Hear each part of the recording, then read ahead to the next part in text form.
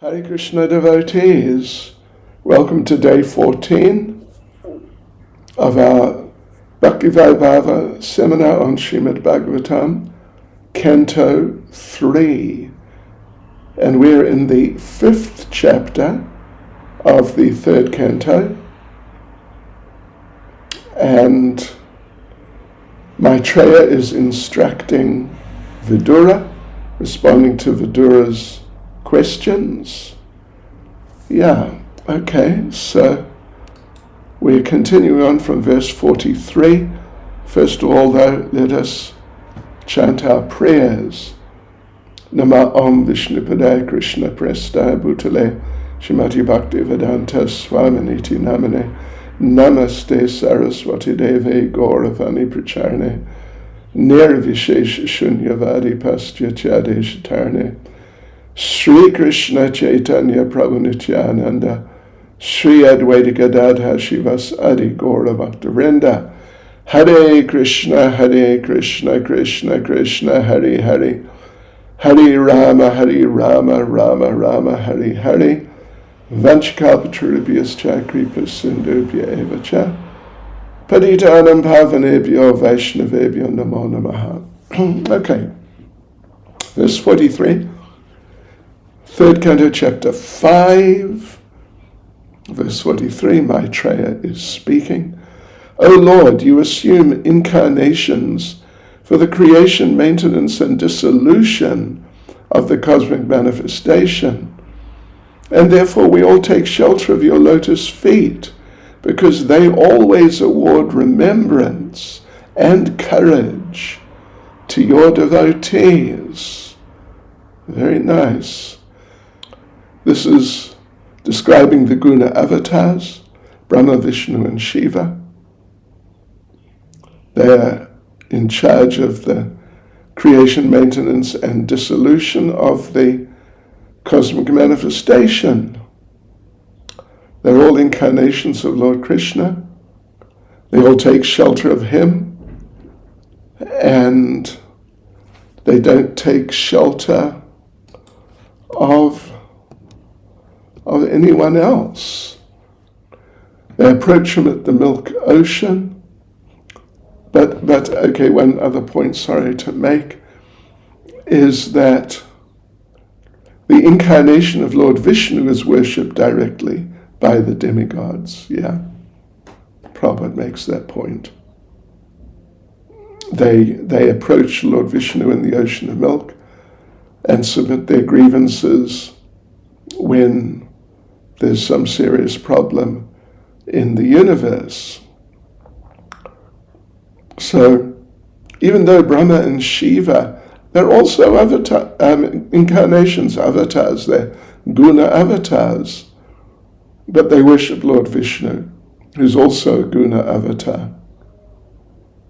And therefore, Prabhupada makes the point that they're also counted amongst the demigods. And not so much, even though they're guna avatars, they're not really counted so much as the Supreme Personality of Godhead. I mean, it's kind of official that they're guna avatars, but otherwise they're not really, they're certainly not full manifestations of the Lord at all.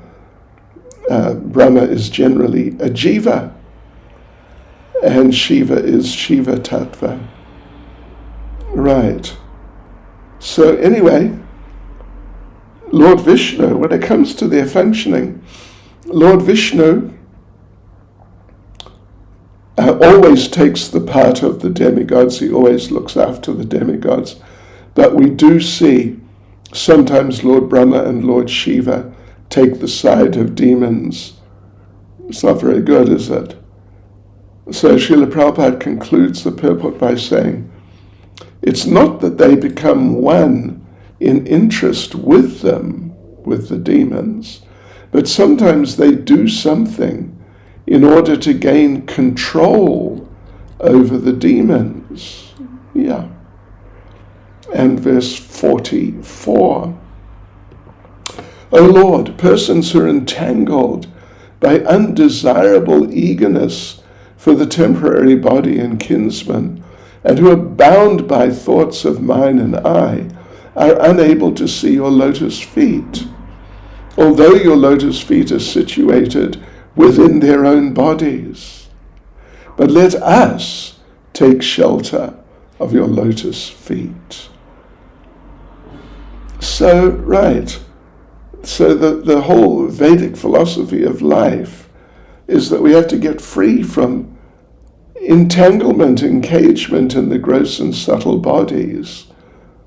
It's because of that engagement, because of that attachment and entanglement, that the conditioned life of miseries continues for someone who's entangled like that. So the material body continues, we continue having material bodies as long as we're not detached from the idea of lording it over material nature. As long as that idea is there, lording it over, then we continue with one material body or another. So the impetus, Prabhupada says, for lording it over material nature is the sense of mine and I. I'm Lord of all I survey. I possess so much, I'll possess more. Who can be richer than me, etc., etc. These ideas all reflect the philosophy of the aham mama. Prabhupada says the conception that I'm everything. So such people who are like this are conducted by such a conception of life and are just deeply entangled and attached. Such people can never get liberation. But if such a person simply agrees to hear only Krishna Katha, only, then they can get relief from bondage. So really, Krishna Katha, it shouldn't be underestimated at all. Krishna Katha is the most effective thing for getting free from family affection and all types of material attachment, and then get permanent freedom. So Kali Yuga is full of sinful reactions. People are just more and more addicted to the degraded qualities of this age. But still, if they'll simply hear and chant about the Lord, then they can go back to Godhead. So Srila Prabhupada concludes the purport by saying, therefore people should be trained to hear only Krishna Katha by all means, in order to get relief from all miseries. Verse 45, O great Supreme Lord, offensive persons whose internal vision has been too affected by external materialistic activities cannot see your lotus feet, but they are seen by your pure devotees, whose one and only aim is to transcendentally enjoy your activities. Lords in everyone's heart, Prabhupada refers to Bhagavad Gita 1861. There are other verses also, 15:15, and there are others. So anyway, the Lord is in everyone's heart. So, he's right here. You couldn't really be any closer. So we should be able to see him, at least within ourselves. But if our internal vision is covered by external activities, which is the case, then it's not possible. So anyway, Bhagavad Gita recommends the yoga system to concentrate the mind internally and thus see the lotus feet of the Lord within oneself. But still there are so many yogis, or so-called yogis, who are not concerned with the Lord, but just with consciousness. And they think that is the final realization. But this consciousness is taught in Bhagavad Gita. Prabhupada says within just a few minutes. Whereas the so-called yogis take years to realize it because of their offenses to the Lord. And the greatest offense, of course, is to deny the existence of the Lord as separate from us, but rather to think that we and the Lord are one and the same. So these impersonalists, they misinterpret the theory of reflection. So they accept the individual consciousness as supreme consciousness. So what is this theory of reflection then that Prabhupada's referred to at the end of the first paragraph?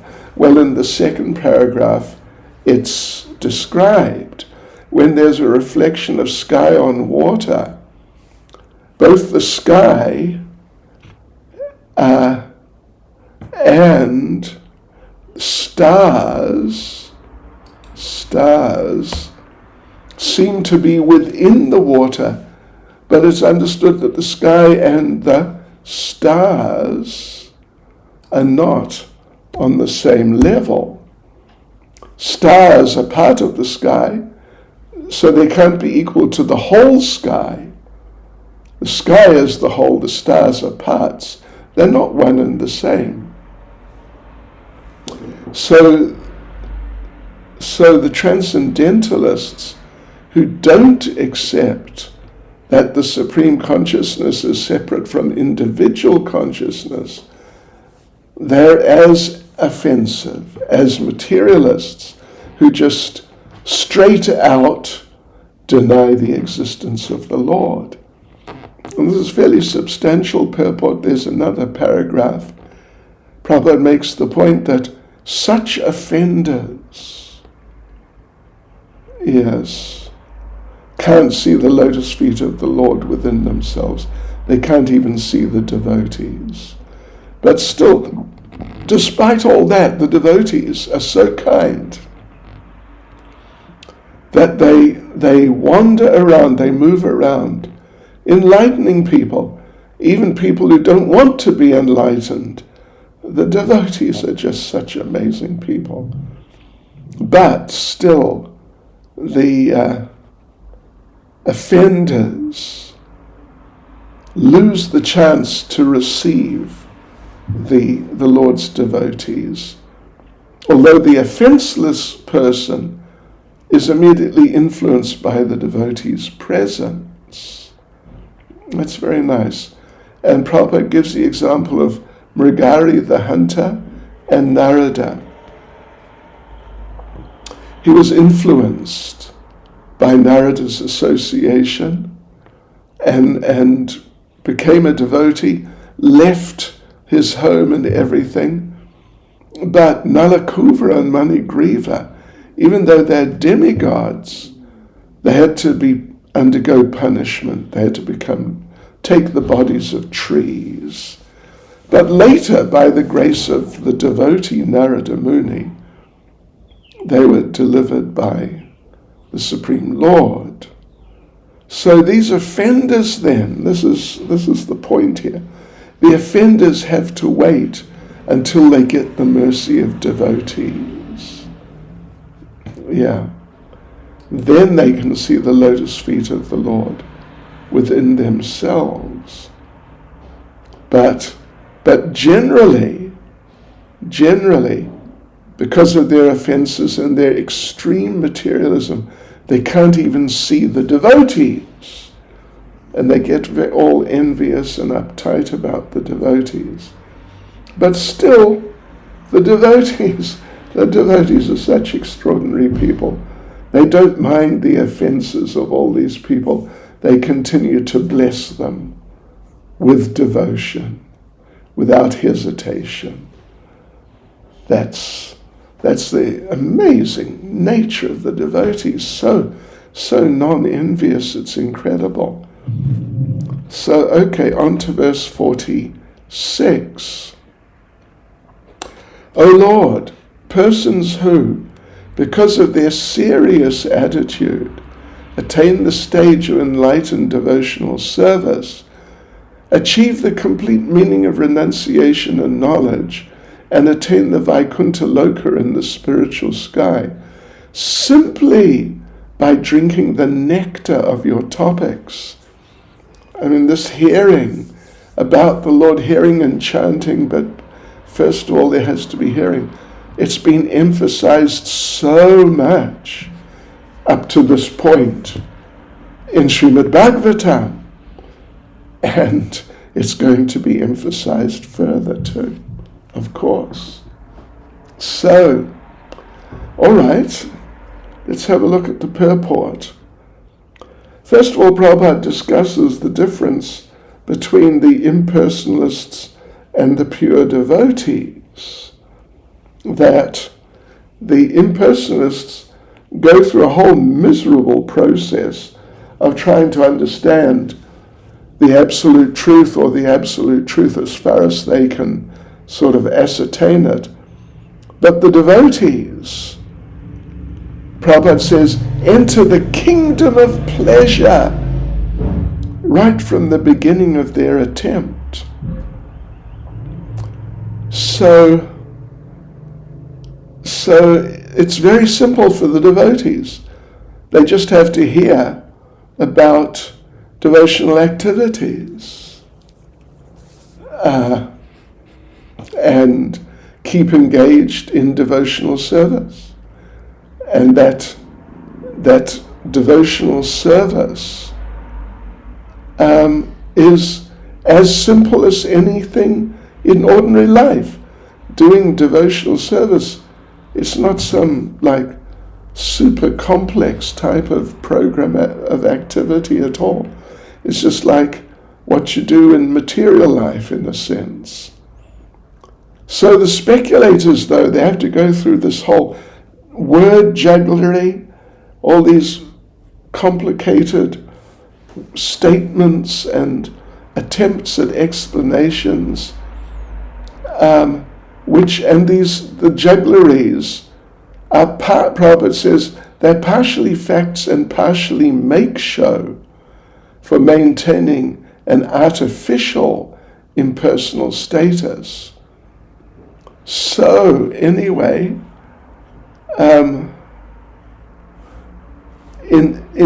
Prabhupada says, in spite of his strenuous efforts to attain perfect knowledge, the impersonalist achieves oneness, which is also attained by enemies of the Lord. Not that they were philosophers, but they were simply killed by the Lord, and they got that oneness. So what was the value of the strenuous efforts of the impersonalists juggling words when the enemies of the Lord, they got exactly the same thing simply by being killed by the Lord? But devotees, though, they attain to the highest stage of knowledge and renunciation, and they go to Vaikuntha. The impersonalist, though, Prabhupada says, attains only the sky and doesn't achieve any tangible transcendental bliss. Yes, whereas the devotee achieves planets in the sky where real spiritual life is going on. Not just in the sky. Yeah. So Prabhupada concludes the purport by saying, with a serious attitude, the devotee throws away all achievements like so much dust, and he accepts only devotional service, the transcendental culmination. Right, on to verse 47. Others who are pacified by means of transcendental self-realization and have conquered over the modes of nature by dint of strong power and knowledge, also enter into you. But for them there is much pain, whereas the devotee simply discharges devotional service and thus feels no such pain. Yeah. So, Prabhupada says, let's just read what he says at the beginning, it's interesting, beginning of the purport. In terms of a labor of love and its returns, the bhaktas or devotees of the Lord always have priority over persons who are addicted to the association of jnanis or impersonalists and yogis or mystics. So Prabhupada makes the point that the word apare means others is significant here. It's referring to the jnanis and yogis whose only hope is to merge into the Brahmajyoti, impersonal realization. And the thing is that even though their destination is not so important as the devotee's destination, still their labor to achieve their lesser destination, their labor is far greater. So you can say or suggest that the devotees also have to labor and make quite an effort, but that's compensated by the transcendental pleasure they get even from the very beginning, just when they start chanting Hare Krishna. It's amazing. So the devotees, therefore, Prabhupada says, they get more pleasure by doing devotional service than when they have no engagement. Instead of just wasting time hanging out, doing nothing in particular, keep engaged in devotional service, and you get a lot more pleasure than just taking it easy. So Prabhupada concludes the paragraph by saying, in the family combination of a man and a woman, there's much labor and responsibility for both of them. Yet, when they are single, they feel more trouble for want of their united activities. Yeah. When they're not married, when they're single, the young man and young woman feel more disturbed by just not having that sort of association and situation in life. They feel more disturbed for not having it than when they actually get it. So, right, on to the second paragraph here. So, therefore, the thing is, the union of the impersonalists and the union of the devotees, they're not the same, they're not on a par, which is a golfing term. The impersonalists try to nullify individuality.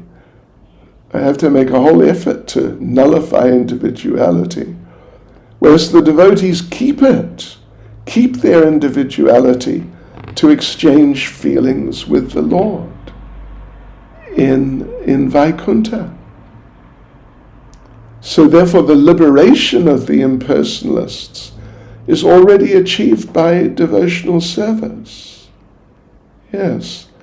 But the thing is, the devotees get mukti automatically while getting pleasure in individuality. Whereas the impersonalists, they get no pleasure in individuality, but they just get this type of release from difficulty through mukti. So the devotee's destination, Prabhupada says, is akuntadishnya, means the place where anxieties are completely eradicated. So Prabhupada makes the point that we shouldn't mistake the destination of the devotees and that of the impersonalists to be one and the same, because they're just very different. And Prabhupada concludes the purport by saying the destinations are distinctly different, and the transcendental pleasure derived by the devotee is also distinct from chinmatra, or spiritual feelings alone. Verse 48. O original person, we are therefore but yours only. Although we're your creatures, we're born one after another, under the influence of the three modes of nature, and for this reason we're separated in action. Therefore, after the creation, we could not act concertedly for your transcendental pleasure. So, Srila Prabhupada makes the well-known point that the cosmic creation is working under the modes, external energy. All the different creatures, different living entities are under those modes. And because of that, because they're under the modes, they cannot act concertedly in satisfying the Lord. So therefore, they can't work concertedly in satisfying the Lord. And because of all this diverse activity, there can't be harmony here. So Srila Prabhupada concludes the purport by saying, the best policy, therefore, is to act for the sake of the Lord. That will bring about the desired harmony. Right. So, verse 49. O unborn one, please enlighten us regarding the ways and means by which we can offer you all enjoyable grains and commodities, so that both we and all other living entities in this world can maintain ourselves without disturbance and can easily accumulate the necessities of life, both for you and for ourselves. Okay, so there's fairly substantial purport. Developed consciousness begins from the human form and then increases amongst the demigods. The earth's in the middle, so human life is a via medium between the life of the demigods and the lifestyles and all that of the demons. And the demigods are called demigods because although their standard of life is far more advanced in culture, enjoyment, etc., but they're always Krishna conscious, demigods, yeah. And they're always ready to do devotional service because they know that every living entity is constitutionally his servant. They also know that the Lord is maintaining everyone. And different Vedic hymns state that, and Prabhupada quotes a few, two at least. Eko bahunam yo vidadati kaman, that's from one Vedakim, and ta enam abruvan ayatanam na prajanihi yasmin pratishtita anam adame, and others, they all confirm this. So in the Bhagavad Gita also mentions the Lord as Bhuta Brit, the maintainer of all living creatures. On to the second paragraph. So, this is an important point. The modern theory that starvation is due to overpopulation, increase in population, this is not accepted by demigods or devotees, because they know that the Lord, Prabhupada says, they are fully aware the Lord can maintain any number of living entities, provided they are conscious of how they eat. Isn't that what a point that is? You know, these people insist on eating meat. They just insist. It's incredible. And as a result, the production of foodstuffs is just very severely affected. And it seems like there's not enough food to feed every human, but it's it's a real cheat, actually. Yeah. So Prabhupada makes the point, if they want to eat like animals without God consciousness, then they're going to have to live in starvation and poverty like jungle animals. You know, animals like the carnivorous animals, the lions and tigers and so on, they only get to eat every so many days. They don't eat every day, because it's not so easy chasing other creatures and killing them. Yeah. So anyway, those animals, they're also maintained by the Lord, but they have no God consciousness. And similarly, the humans are provided with grains, vegetables, etc., by the mercy of the Lord. But we have to acknowledge His mercy. Prabhupada concludes the paragraph by saying, as a matter of gratitude, they should feel obliged to the Lord for their supply of foodstuff, and they must first offer Him food and sacrifice, and then partake of the remnants. Anyway, we got a lot of work ahead of us, devotees. We got a lot of work. But the good thing is, it's very blissful work. But there's a lot of work to convince the world, my Lord. Anyway, we'll keep working. So the third paragraph. Famous verse, Bhagavad Gita chapter 3, verse 13, confirms that if we take food after doing sacrifice, then we're eating real food.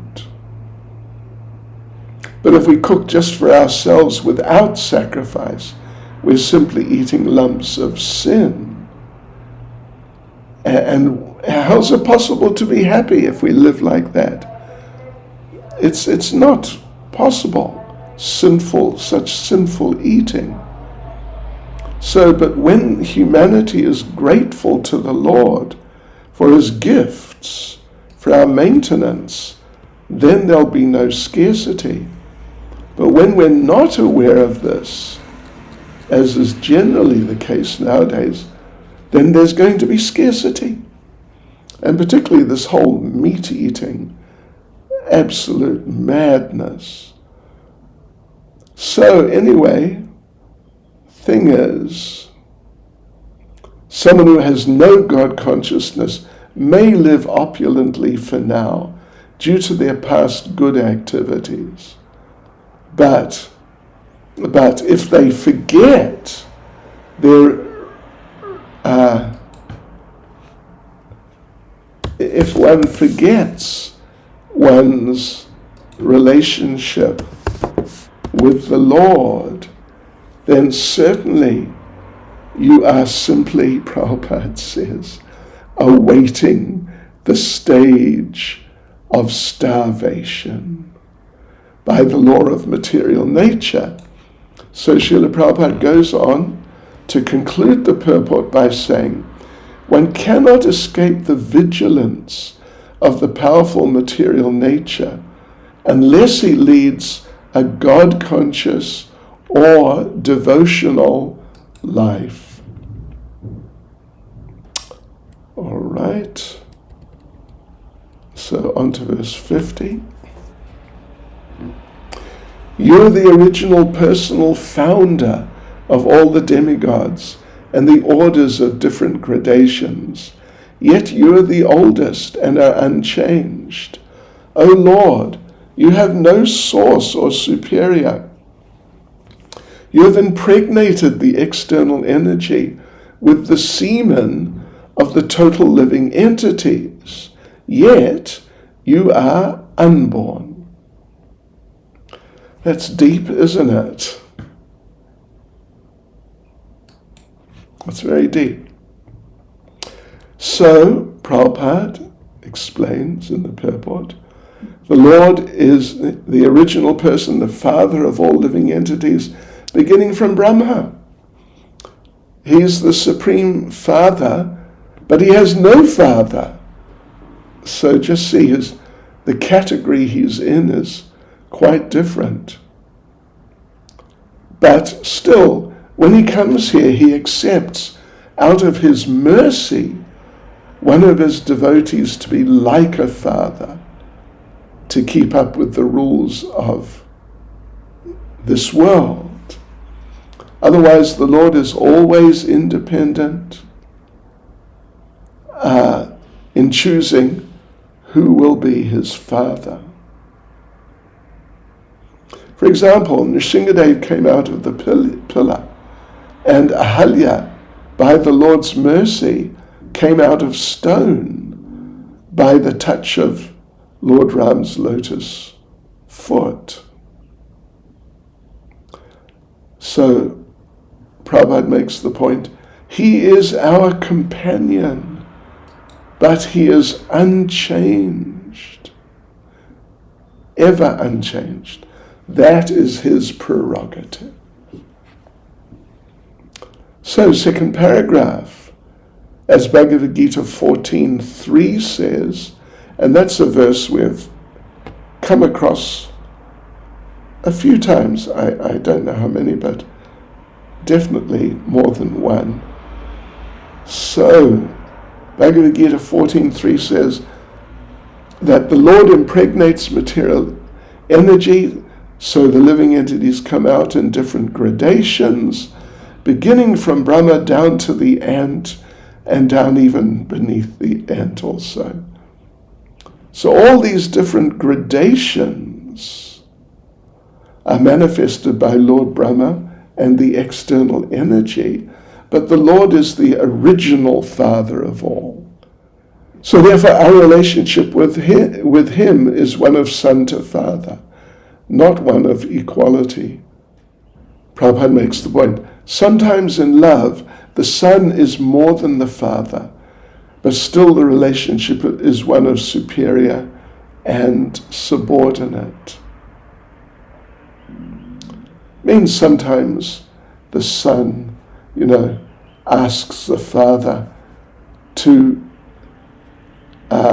be like a horse, so the son can sit on his back. And Prabhupada gives that example. He went to see a judge in Delhi in the very early days when he was on his own distributing back to Godhead. The judge said, come over in the evening to my house. So Prabhupada was there and he was waiting. And then he heard these sounds from the next room, kind of funny sounds. And he looked through, and there was the judge acting as the horse of the grandson. So therefore Prabhupada says, sometimes in love, the son is more than the father, but still the relationship is one of superior and subordinate. And of course, everyone, no matter how great, everyone up to Lord Brahma is a subordinate servitor. So the Mahatattva principle is the generating source of all the modes of material nature. And the living entities take birth here in bodies supplied by the material nature in terms of their previous work. Prabhupada concludes the purport by saying, the body is a gift of material nature, but the soul is originally part and parcel of the Supreme Lord. Right, so on to verse 51, which has a major purport. I mean, it's an extensive purport. But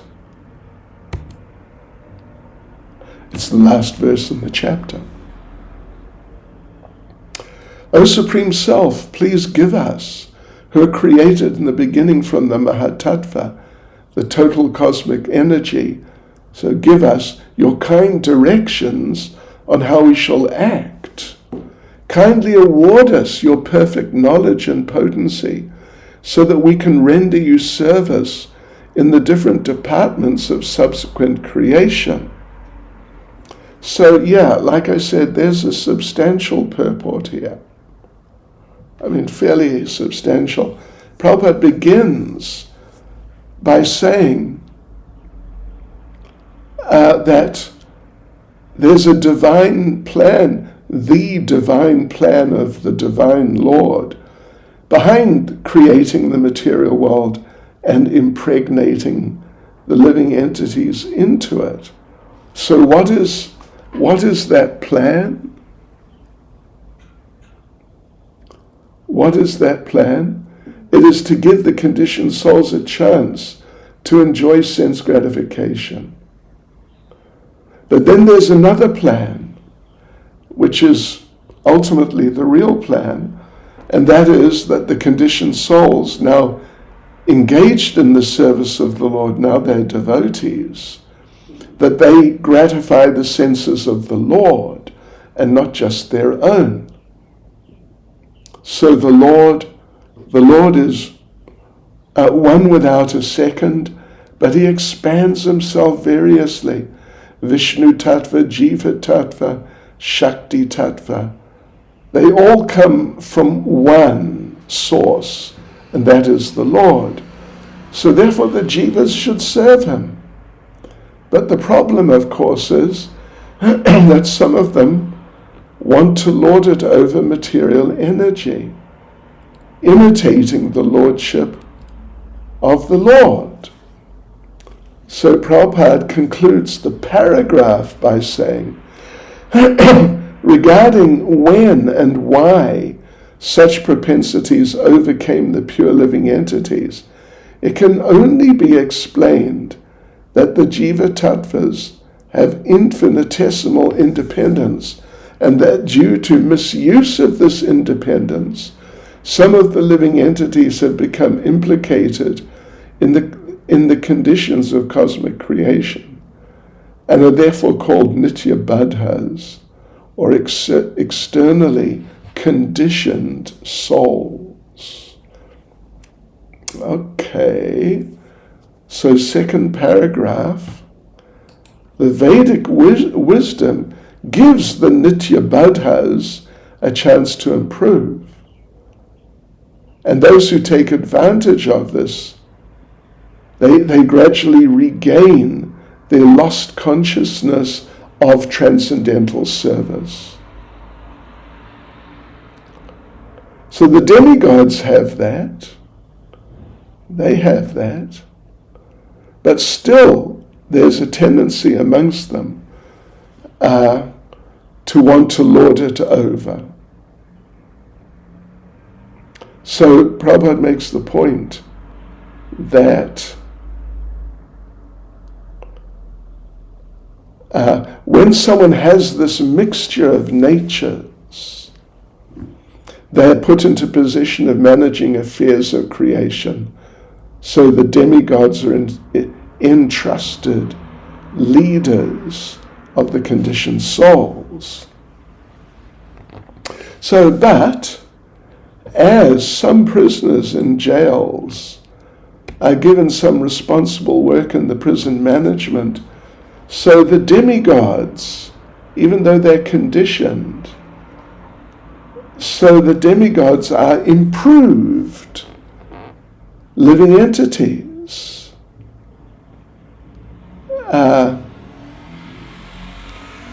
Improved conditioned souls who represent the Lord in the material world. So they're devotees, and when they're completely free from material desire, they become pure devotees with no desire other than to serve the Lord. So therefore, any living entity who wants a position in the material world, they can desire to do so as a service to the Lord, and then get power and intelligence from him as these demigods do. Because you can't do anything without being enlightened and empowered by him. So Srila Prabhupada concludes the paragraph. The intelligent man seeks the help of the Lord, and the Lord helps the sincere devotees engaged in his multifarious services.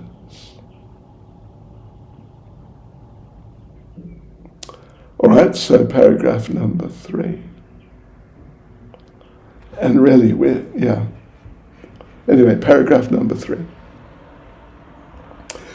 The demigods are entrusted by the Lord to create the species according to the past deeds of the living entities. So here, they're asking the Lord for intelligence and power to do their services.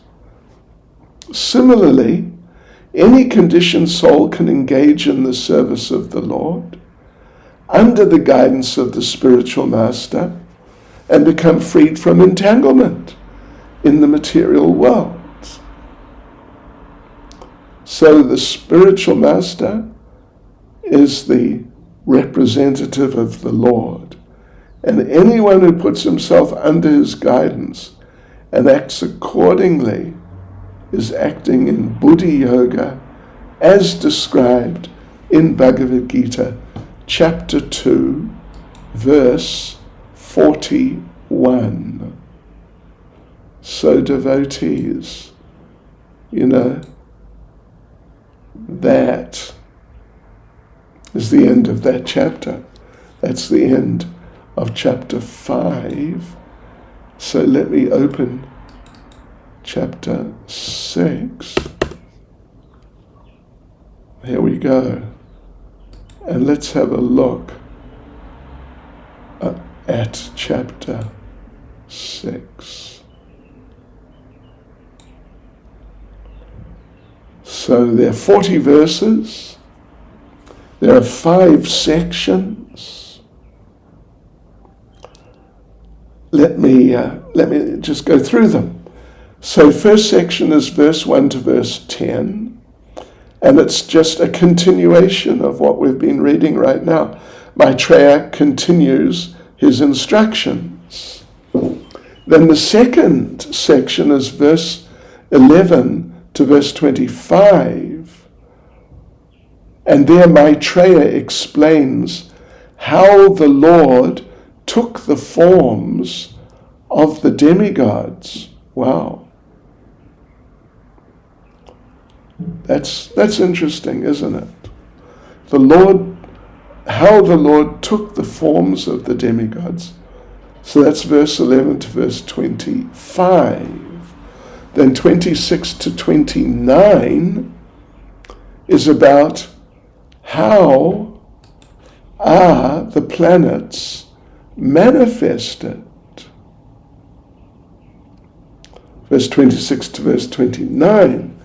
Then, fourth section, the Varnas within the universal form. Verse 30 to verse 34. And then last section, verse 35 to verse 40. The inconceivable nature of the Lord. Right. So, we've got a little time. Let's get into it. So it's chapter 6 now of the third canto, and it's titled Creation of the Universal Form.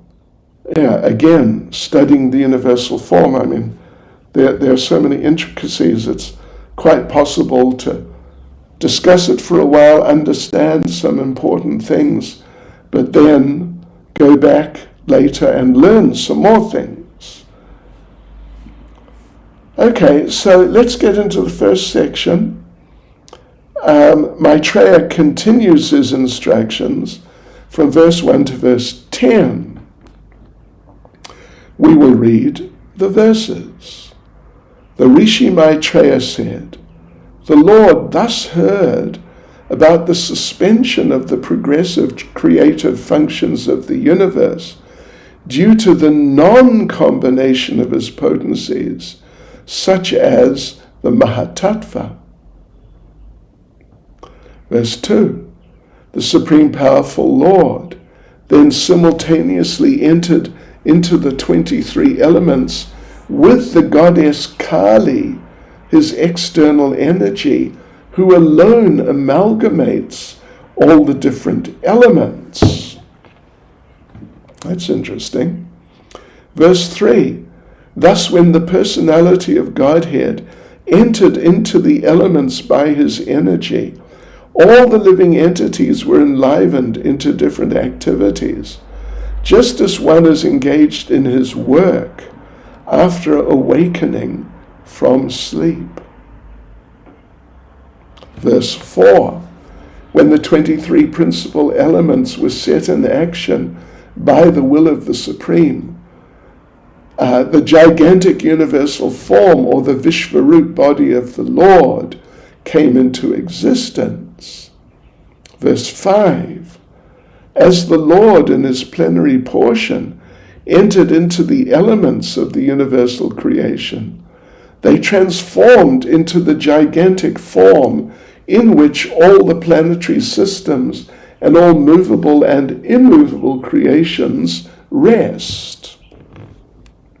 Verse 6, the gigantic Virat Purusha, known as Hiranmaya, lived for 1,000 celestial years on the water of the universe, and all the living entities lay with him. Right, verse 7, the total energy of the Mahatattva in the form of the gigantic Virat Rupa divided himself by himself into the consciousness of the living entities, the life of activity, and self-identification, which is subdivided into 1, 10, and 3, respectively. I'm sure, well, that's verse 7, I'm sure in the purport these things are explained. Verse 8, the gigantic universal form of the Supreme Lord is the first incarnation and plenary portion of the Supersoul. He is the self of an unlimited number of living entities, and in him rests the aggregate creation, which thus flourishes. Okay. Verse 9, the gigantic universal form is represented by 3, 10, and 1 in the sense that he is the body and the mind and the senses. He is the dynamic force for all movements by 10 kinds of life energy, And he is the one heart where life energy is generated. All right, and then now verse 10. The Supreme Lord is the supersoul of all the demigods, entrusted with the task of constructing the cosmic manifestation. Being thus prayed to by the demigods, he thought to himself, and thus manifested the gigantic form for their understanding. All right, that's the first section. So we've still got a couple of minutes. Let's just start going through it. I mean, we won't obviously get through the whole section, but we'll make a start and then continue on tomorrow. So verse 1, the Rishi Maitreya said, the Lord thus heard about the suspension of the progressive creative functions of the universe due to the non-combination of his potencies, such as the Mahat Tattva. So Prabhupada makes a very important point in the very short purport. There's nothing wanting, there's nothing missing in the Lord's creation. All the potencies are there, but initially in a dormant state, because they're not combined by the Lord's will. Unless they're combined by the will of the Lord, nothing can progress, it just remains dormant. So Prabhupada concludes the very short purport that the suspended progressive work of creation can only be revived by the direction of the Lord. And let's see now what to do. Yeah, so let's read verse 2, why not? The Supreme Powerful Lord then simultaneously entered into the 23 elements with the goddess Kali, his external energy, who alone amalgamates all the different elements. So there are 23 ingredients of matter. And Srila Prabhupada lists the whole lot of them out. Let's just read them. The total material energy, false ego, sound, touch, form, taste, smell, earth, water, fire, air, sky, or ether. Ear, nose, tongue, skin, hand, leg, evacuating organ, genitals, speech, and mind. So Prabhupada makes the point. They're all combined by the influence of time and then dissolved by time.